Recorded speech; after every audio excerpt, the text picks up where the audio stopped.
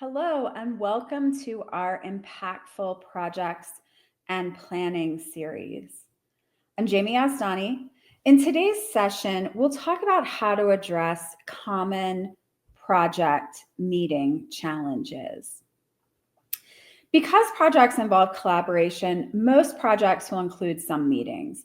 We may be having project kickoff meetings, team meetings, and working sessions, meetings to gather information or test deliverables, or meetings to present final outcomes or reports. Just because project meetings are inevitable doesn't mean they are always effective. Most of us have probably heard jokes or seen memes about meetings that could have been an email. Meetings take time and energy, and ineffective and irrelevant meetings can negatively impact engagement and morale. Bad meetings can also erode the trust that folks have in you as the project manager. So we want to make sure that we are having successful meetings. But facilitating meetings is not easy, especially when we are trying to balance open communication with getting things done. So how can we rescue our project meetings?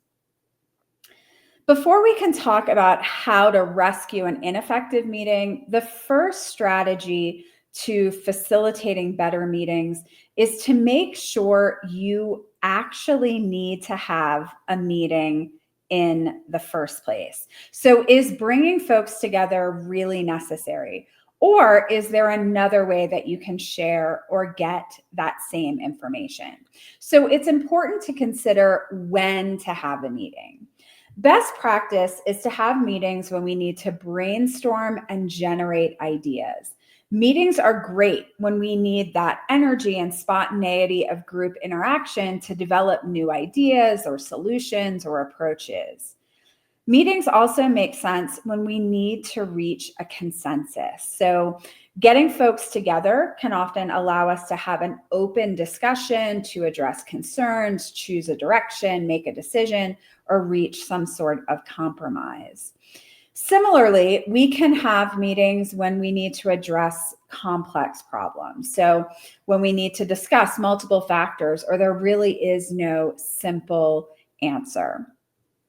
Meetings can also be useful to build team cohesion and help foster relationships and improve communication.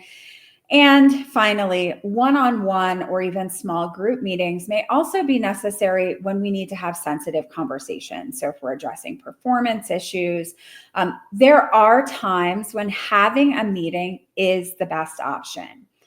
So what isn't on this list? Sharing updates.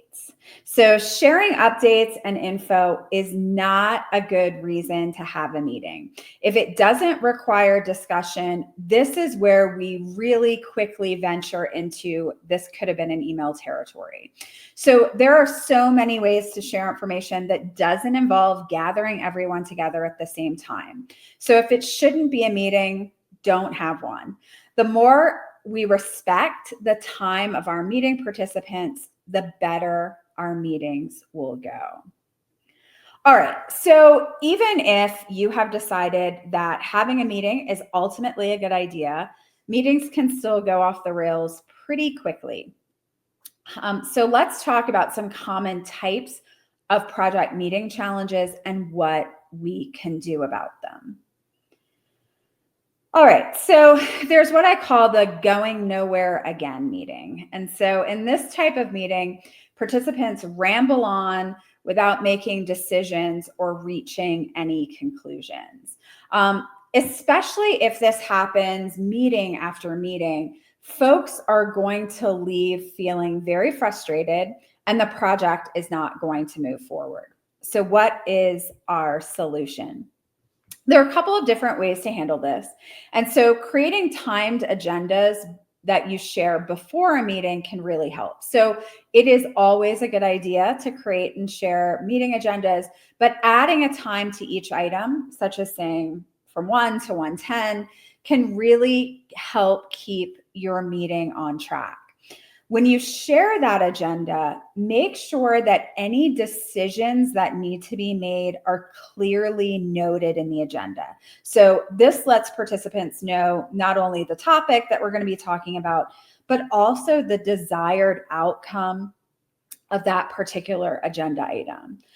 If we are trying to get to a consensus or support group decision making, rather than just hoping that having a discussion about what we're trying to decide will generate a decision, we can also use voting techniques. And so there are lots of different ways to support voting in meetings, but there are a few techniques that can help when discussions about a decision just are not going anywhere. So one is creating a pros and cons list collaboratively with the folks in the meeting. You can also have participants rank their choices. So let's say they're choosing between 4 or 5 things. We can have people rank those things, which really does allow people to support multiple options. Another voting technique is something called nominal voting. And what this means is that folks name why they are voting the way they're voting. So you might go around the room and have each person share their choice and explain why it's their choice. So all of these techniques move that rambling discussion into a more concrete space where we're sharing and documenting opinions on a decision. So these solutions really are best when planned ahead of the meeting. But what about when you're in the middle of a meeting, you haven't shared an agenda, you haven't said we need to make a decision, but a decision needs to be made? So to rescue your project meeting from that endless ramble, clearly name the decision that we need to make and the voting technique you're going to be using. So I might say, great, we need to make a final decision on X before the end of this meeting. Let's make a pros and cons list. So this kind of reset directs the discussion to the decision-making action that we need to take. Another common meeting challenge is missing stakeholders. So key stakeholders either have stopped attending meetings or those who do attend are not actively participating. The impact of this, of course, can be delays in the project, miscommunication, even dissatisfaction later on when the project's final outcomes or deliverables are presented. And so there are a couple of things we can do here. First, consider having fewer, shorter, or less frequent meetings. You may simply be meeting too often or for too long to keep people engaged. You may also want to reconsider who is invited to the meeting. So every team member, every key stakeholder may not need to be at every meeting. Invite folks only when it's relevant to them. If folks are coming but are just not engaged, you may want to use a round robin approach in your discussion. So of course, let folks know ahead of time that they're going to be asked to give feedback or input on a particular discussion topic. Again, sharing the agenda with these topics ahead of time can really help and allow folks to kind of get their thoughts together. You can also apply the round robin technique to each agenda item, having different participants lead different discussion items. In the moment that we realize we don't have the right folks in the room or that those who are there aren't really engaged, we can call a reset and clearly state the key outcomes we need from this meeting. Or if we need to postpone until the right folks are in the room, we can clearly state those key outcomes we are going to need from the next meeting. So we might say something like, let's reset for a moment. We need to accomplish these 3 things. Let's tackle them now. Or let's reset and tackle these 3 things at our next meeting. We'll need everyone to participate at that time. So the reset really can break the immediate cycle of disengagement and try to move us forward. Another common meeting challenge involves encountering repeated resistance to new ideas or approaches or to the change the project is going to be bringing. When we encounter resistance to change in project meetings, it sometimes shows up as a rehashing of the project scope or purpose. And so the impact of change resistance in meetings is diminishing buy-in to the project itself and ultimately less time moving the project forward. The solution here is to really address the concerns that folks are raising head on. You might say that you hear that there are concerns about the purpose or the goals or outcomes of the project, and you want to discuss it now so that we can move forward. Then allow those with those concerns to share them openly. You might even want to use a pros and cons list here. It may help to review the written project scope or any justifications for the project with those stakeholders so they understand that why behind the project. If discussing concerns and the scope doesn't end with a willingness to move forward, you may need to meet individually with anyone who still has concerns to prevent the larger meetings from being derailed. In the moment, it might also help to document concerns that folks have for further discussion. That really gives you time to prepare a response, share the scope or justifications, or to schedule some of those individual meetings. So our goal here is still to address the concerns head on. Another common project meeting issue is more about what happens after the meeting ends. And so the meeting itself may be going really well, but there is a failure to follow up on action items or decisions made during the meeting. So everyone leaves the meeting happy, but nothing is getting done. Obviously, this can cause delays in the project with tasks not being completed or they're forgotten entirely. The solution here is to make sure you are documenting action items during the meeting and sharing those action items afterwards. So whether you're taking notes on a shared document or you're adding items to a task list or a project management tool, we want to make sure everyone is clear on next steps during the meeting and that they also have that information after the meeting ends. And so we can add a space to our meeting agendas to document action items or next steps.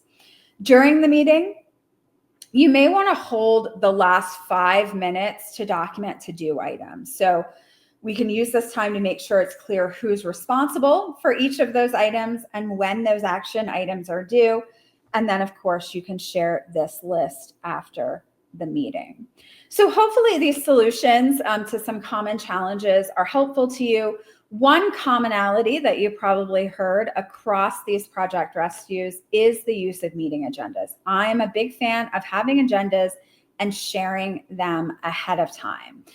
So let's look at an example of a project team meeting agenda that I might use. So at the top of the agenda, we can include a one-sentence project scope. That can really remind people of shared purpose so that we're not using meeting time to share updates. We can ask folks to share and document any updates on the agenda before the meeting. And then during the meeting, we can just say, you know, does anyone have any questions? Is there something we need to discuss about these updates? And really allow for a few minutes for that. Our primary agenda items would be used for discussions of topics requiring collaboration, such as brainstorming, problem solving, decision making. And then we end that meeting with that brief review of any decisions made, conclusions reached, next steps to be taken. This is also a good time to remind team members of upcoming due dates. And so a simple agenda that focuses on topics needing discussion and collaboration can make our project team meetings more productive.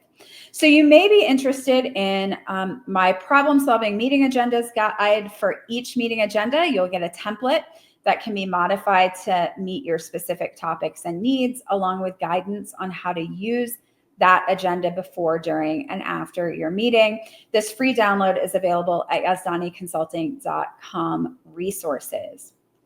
If you need support leading projects and teams, visit our project solutions page at yazdaniconsulting.com projects to learn about how I can help.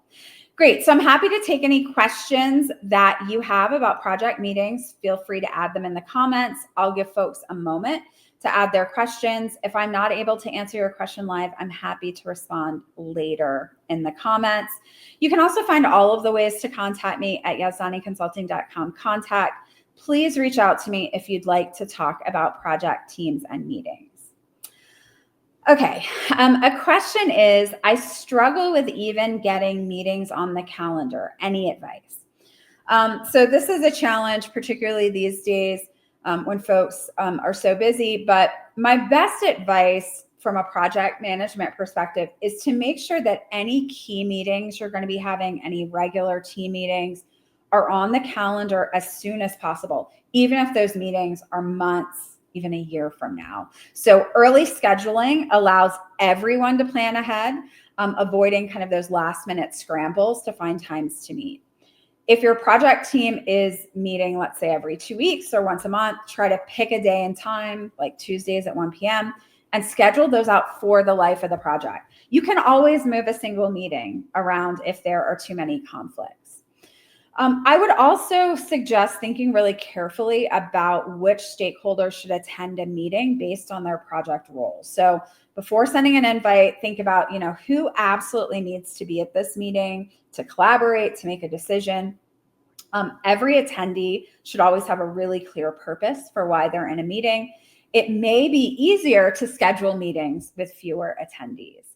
Wonderful. So feel free to comment or reach out with any additional questions. And thank you for participating in our Impactful Projects and Planning series. Visit yazdaniconsulting.com IPP to find out about upcoming sessions and to view recordings of all of the sessions in the series. Thank you.